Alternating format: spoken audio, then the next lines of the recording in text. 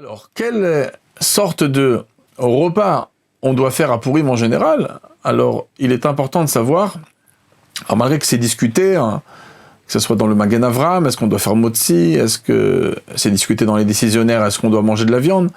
La conclusion, c'est évident que le peuple juif a la coutume de manger, bien sûr, de faire un vrai netilat yadayim avec du pain et de manger de la viande. La viande, une des grosses preuves, c'est que, chas v'shalom, que personne ne connaisse la ninout, mais une personne qui aurait perdu un proche, tant que la personne n'est pas enterrée,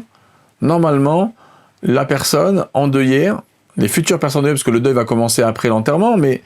la ninout, c'est la période avant l'enterrement, jusqu'à l'enterrement. Pendant cette période, on n'a pas le droit de manger ni de la viande, ni du vin. Et pourtant, le Shulchan Aruch nous écrit, dans le Siman Tafresh Tzadik Vav Seif Zayin, que c'est tellement important en vérité de manger de la viande et du vin dans le repas de Pourim, que, et c'est Midivrei Kabbalah, ça fait partie de nos livres, des 24 livres de la Torah écrite, et ben, ce qu'on appelle Divrei Kabbalah dans l'Halacha, c'est presque, ça s'approche un petit peu à une chose dite par la Torah elle-même, et ben, là-bas c'est marqué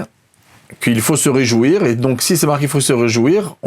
le Shulchan nous dit, on peut le faire avec de la viande et du vin, malgré que le mort n'est pas encore enterré. Donc ça montre combien c'est important.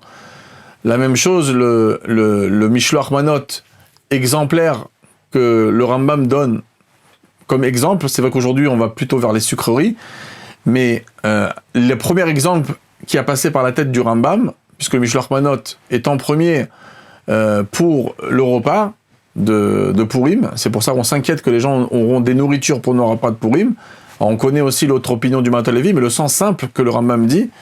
et le Troumat Hadeshen, que c'est pour le repas de Pourim, et c'est pour ça que la première chose qu'il propose, le Maïmonide, c'est la viande.